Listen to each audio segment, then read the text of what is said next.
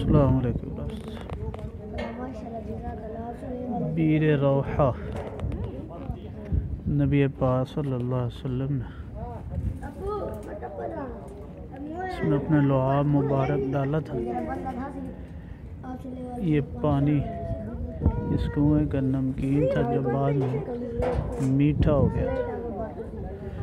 آج 22 دسمبر 2018 ربیع الثانی 1440 میں یہاں پر ہم کھڑے ہیں بیر روحہ پر مدینۃ المنورہ میں۔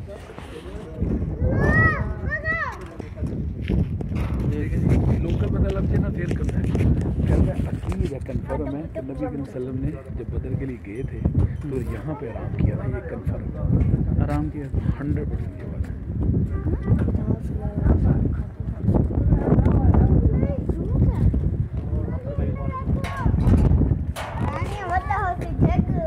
چھوٹا سا انہوں نے یہ پائپ لگایا ہوا، اس سے پانی باہر نکلتا ہے۔ لوگ اس متبرک پانی سے حاصل کرتے ہیں۔